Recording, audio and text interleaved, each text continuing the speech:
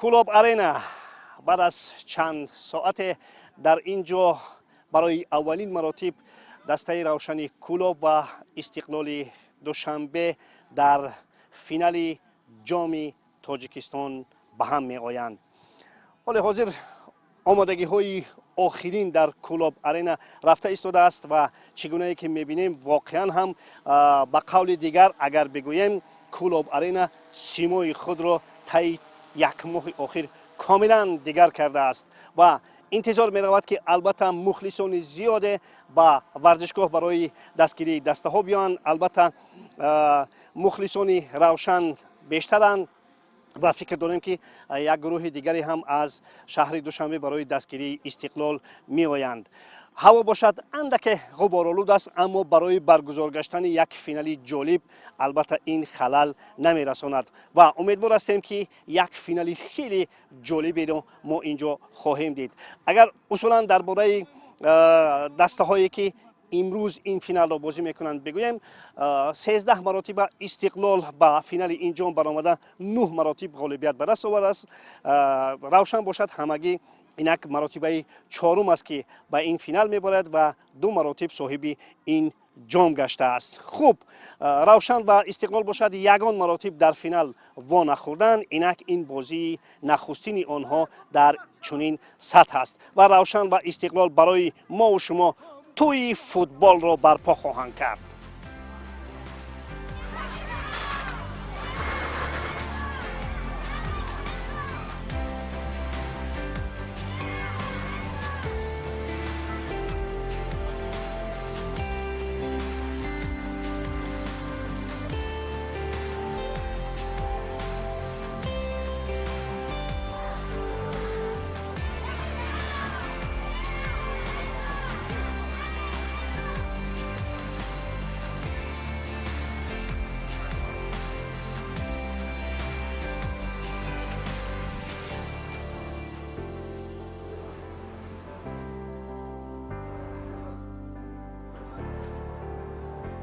من میخواستم نخست هر دو دسته رو، دسته استقلال دوشنبه و روشن کلوب رو برای راه پیدا نمودن به بازی نهایی یکی از مسابقه های کلیدی فدراسیون فوتبال تاجیکستان، جام فدراسیون فوتبال تاجیکستان که همگان میدونیم دارنده جام تاجیکستان را خط پیدا میکند به مسابقه های بین المللی، یعنی جام کنفدراسیون فوتبال آسیا.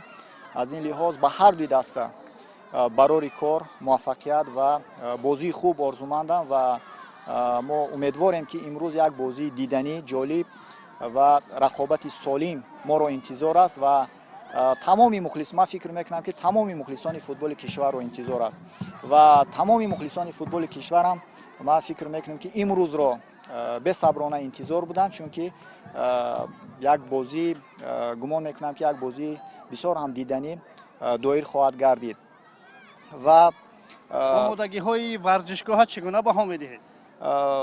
از نام رهبریت فدراسیون فوتبال تاجیکستان پیش از همه به مقامات اجرایی حاکمیت دولتی شهر کلوب و خاصتا به سرپرستان و رهبریت باشگاه روشن کلوب برای زحمت های واقعا هم زحمت های صادقانه و وطن پرستانه کشیده اشان اظهار سپاس میگویم و واقعا هم ورزشگاه امروز یک سیمای ادانه دارد و آمادگی من فکر میکنم که در سطح خوب است و ما بازی به صبرانه بازی جالب و دیدنی بازی فینالی جام تاجیکستان را انتظاریم.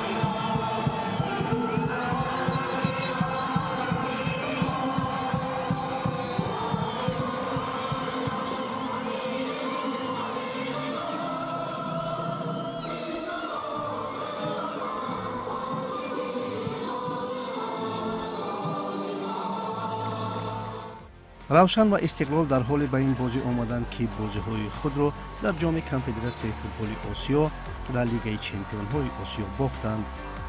зиёда аз ин дар се бозии қаблии ин дастаҳо дар мусобиқоти мухталиф равшан ғолибият ба даст овардааст. аммо чӣ гуна медонем чунин бозиҳо аз варақи тоза оғоз меёбанд. истиқлолро дар ин бозии муҳофизатгар седрик гогуа кӯмак карда наметавонист, аммо дар қиёс ба истиқлол равшан дар ҳайат мушкилот надошт.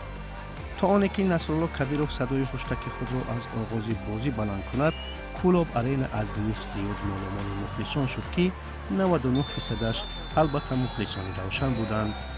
15 дақиқаи аввал дастаҳо ба қавли якдигарро истихбор карданд. агарчи бартарии истиқлол андаке эҳсос мешуд, аммо равшан ҳолатҳои голзаниро бештар ба вуҷуд овард. бо ҳама талош на ба ину на ба он муяссар нашуд ки ҳисоби бозиро дар қисмати якум кушоянд.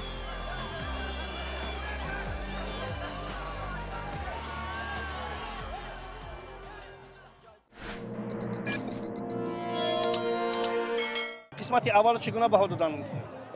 агар чунин рафтан гирад, ман фикр мекунам ки ҳам муқовимати ҳам ду дастаи ҳақиқатан сазовор ба расми анъана медарояд. чунин менамояд ки ҳамин аз ҷиҳати ҷолибият бозии ҳар ду даста аз лигаи қаҳрамонӣ ягон камӣ надорад. бисёр бозии беҳтарин. хуб, бубинед ки ба ҳар сурат чанд ҳолатҳои хатарнокро равшан ба вуҷуд овард, аммо чӣ намерасад ки туп дохили дарвоза шавад? чӣ кар шумо қайд кардед, дуруст бартарият дар дастаи истиқлол аст, аммо он се ҳолате ки агар иҷро мешуд туп ба дарвоза медаромад, албатта рафти бозӣ тамоман дигар мешуд. футбол аст, ин беҳбудию нозанинии футбол ҳам дар ҳамин аст. агар ҳама ӯ ҳолатҳое ки мо агар дар вақти бозӣ истифода барем, ин баскетбол мешуд. авзои варзишгоҳ чӣ гуна баҳо додан мумкин? ман мунтазири ан савол будам. ба кадом хотир қариб 50 сол пеш аввалин бор ман дар синни 7-8 солагӣ як бор ба ин майдон қадам монда дар инҷо машқ мекардем. қариб ним аср пеш. ва чуне ки аз ҳамчун мутахассис гуфтаниам ки дар моҳи охири аввалои ноябр чунин майдон, чунин сабзазор будани майдон ин бисёр заҳмати бисёр талаб мекунад ва худ дида истем ки як тӯй аст. дар ин варзишгоҳ як тӯй аст ва боварӣ дорем ки ҳамо ин мухлисое ки имрӯз ба тамошои футбол омаданд албатта роҳат мекунанд. бозии бисёр ҳам мушкил барои ҳар ду даста. хуб, мо қаблан дида будем ки равшан бо ҳамин гуна усул муқобили истиқлол бозӣ мекард, яъне қаблан медонист ки чӣ гуна усулро интихоб кунад ва фикр мекунам он вазифаҳое ки Тоҳир Муъминов дар назди бачаҳои худ гузошт дар нимаи аввал онро тавонистанд иҷро намоянд ва ҳамчун бозӣ бисёр ҳам мушкил ҳам ҳаст, ҳам барои истиқлол ва ҳам барои равшан. хуб, барои равшан шояд каме ҳам осонтар ҳам бошад аз ҷиҳате ки шумораи мухлисон имрӯз хеле ҳам зиёд аст дар варзишгоҳ, вале дар нимаи аввал ҳар ду даста метавонистанд ки ба задани гол даст ёбанд. фаридун, чанд ҳолатеро ки равшан ба вуҷуд овард, эҳсос мешавад набудани седрик гогуа дар ҳайати истиқлол дар хатти муҳофиза? албатта седрик гогуа футболбозе аст ки қаду қомати хеле ҳам баланд дорад ва ӯ мебуд фикр мекунам дар ин ҳолатҳо кӯмак мерасонад. вале ба ақидаи ман равшан чунин балетҳои стандартиро тамрин кардааст, омода шудааст ва онҳо агар седрик гогуа мебуданд шояд метавонистанд ки ҳақиқат як ҳолати чунинро созмон бидиҳанд. аз дуюм қисмат чиро интизор шуданд? албатта чун ба мисли дигар мухлисони футбол голро, чунки футбол бо гол зебо аст. саломат бошед, ташаккур. қисмати дуюми бозӣ оғоз мешавад ва чунончи ҳамаи мо интизор ҳастем албатта будани як голро ва як бозии зеборо ва барои мухлисон гуфтанӣ ҳастем ки албатта дар ин бозӣ голро хоҳанд дид, чунки ин финали ҷоми Тоҷикистон аст ва дар ин ҷо бояд як нафар ғолиб биёяд. тамошо мекунем қисмати дуюмро. 4 дақиқа баъди оғози қисмати дуюм истиқлол аз як бозингар маҳрум шуд. дар яке аз ҳолатҳо Табриз Исломов дағалона бозӣ кард ки ин ҳолат таваҷҷуҳи довари ваз Гулмуроди Саъдуллоро ба худ кашид ва ӯ Насрулло Кабировро назди экрани вар хонд. баъди тамошои ҳолат Кабиров пешорӯи Табриз корти сурхро баланд кард. баъди ин Черевченко дар сохтор тағйирот ворид карда шакли бозигузориро иваз намуд. اگرچه چند لحظه های گلزنی واقعی را روشن در روند این قسم بر میان آورد، اما استقلال چون یک دسته حرفه‌ای در چنین حالت‌ها می‌دانست که چی کند. گریتسنکو باشد در چند حالت روشن را از گل 100% نجات داد و این قسمت نیز بدون گل انجام شد.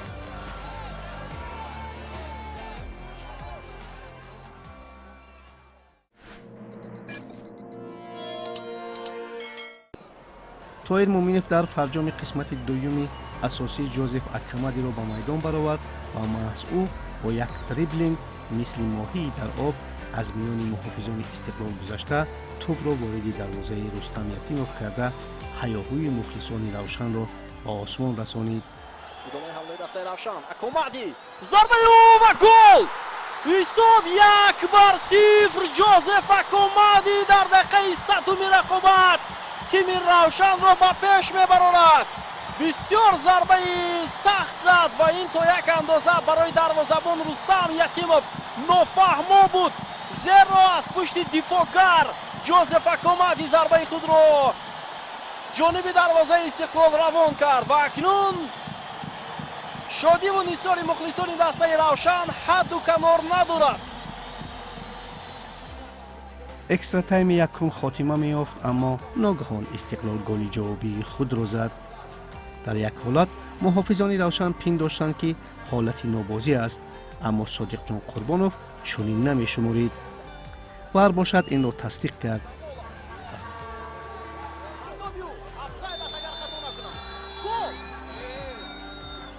گل حساب 1-1 دوستان ارجمند داور اشاره نمی‌کند به حالت آفساید و حالا صادق جان قربانوف همون نفره که با گل دسته روشن خطا انجام داده بود حساب را برابر می‌کند 1-1 و اینم 15 دقیقه اول ایلوگی است. قسم یکم اضافی با همین انجام شد.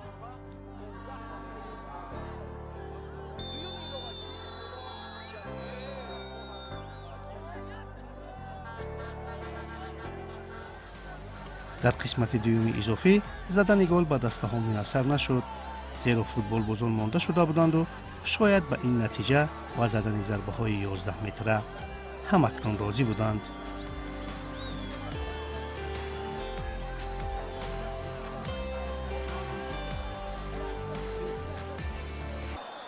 ضربه جوزف اکمدی و تو با تیری دروازه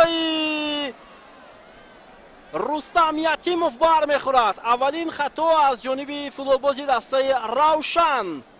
بیاد بار دیگر میبینیم او میخواست توپ رو با کنج بالایی دروازه روان کند ولی تیرش خطا خورد و موفق نشد. اکنون نوبت به لیگیونری دسته استقلال دیان بگانویچ بازیگر از بوسنیا در مرکز میدان امروز خیلی خوب درخشید. فوتبالباز رقمی 8 دسته استقلال در مقابل او یوگنی گریتسینکا ضربه او و توپ راست به مرکز دروازه روان شد و حساب 4-2 گردید. حالا اگر یکی از بازیگران دسته روشن خطا کند استقلال پیروز میشد، اگر نه تو لحظه آخرین ضربه ها ادامه خواهند کرد. خب یوگنی گریتسینکا ضربه میزند. دروازه‌بان دسته روشن بیننده عزیز بسیار عجیب است. البته در فوتبال خیلی کم اتفاق میافتد که دروازه‌بان ها هم باید ضربه 11 متره رو اجرا کنند، یعنی در سلسله ضربه های 11 متره. یوگنی گریتسینکا ضربه او و رستم یتیموف بر میگرداند ضربه یوگنی گریتسینکا را و استقلال برنده جام تاجیکستان 2023 میشود. در مراسم جایزه سپاری نخست از داوران بازی قدردانی کرده شد.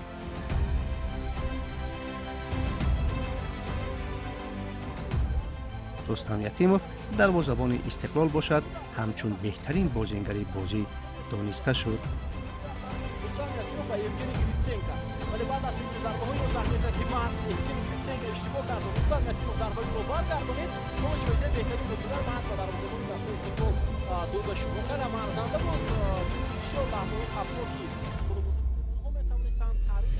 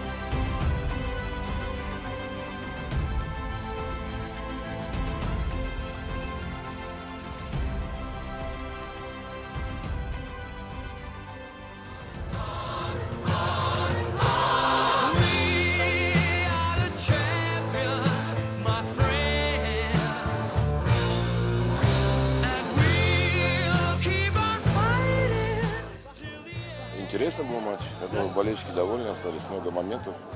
Красная карточка. Все как полагается. А красная карточка повлияла немножко на игру, да? Да, еще лучше стали играть. Может, надо было раньше получать. Это, как говорится, первый трофей. Какие ощущения? Не второй, почему? Первый в 92 году был, когда мы стали чемпионами Таджикистана и кубок выиграли. Я еще игроком был. Да. Ну, в качестве тренера я имею в виду. Ну, в качестве тренера, но это кубок у меня как тренер второй. В России первый был, здесь второй. Я имею в виду в Таджикистане. Ну, первый, очень приятно, да. Уже не зря приехал. Это уже можно сказать, что не зря приехали. Ну, в чемпионате еще осталась одна игра с Раушаном. Как будем готовиться? Если будете выиграть, то станете чемпионом, да? Ну, знаем, сейчас у нас пока мы об этом не думаем, чемпионат у нас через неделю, 7 числа с Персеполисом игра важная. Поэтому сейчас все мысли и все проблемы будем решать перед Персеполисом. Вам удачи и поздравляю. Спасибо большое. То, что получилось, что не получилось? Получилось все то, что хотели, не забили мячи, которые должны были забивать. Рустам Ятимов здорово отыграл. То, что, опять же, где-то моментами мы играли вторым номером, но по количеству моментов, которые у нас было, очень много. Просто сегодня, наверное, не наш день. И опять серия до пенальти. Я не хотел эти пенальти. Мне не везет со Стекловым пенальти. Мы проиграли третий раз. У них была красная карточка, у вас было преимущество. Почему не реализовали?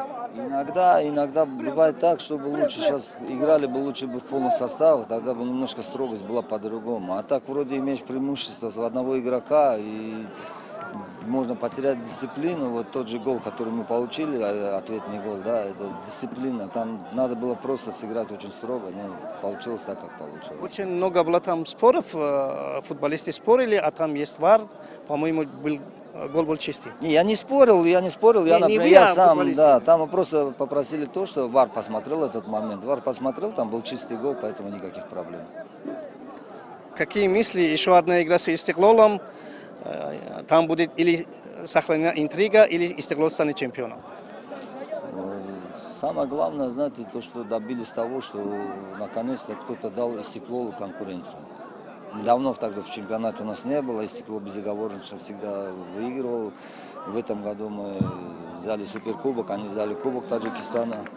Ну а по поводу того, что чемпионами они, им надо выиграть одну игру и стать чемпионами. Но эту игру еще надо выиграть, когда она пройдет, тогда и будет ясно, что они чемпионами. Мы будем биться теперь за то, чтобы попасть в зону АФК через второе место.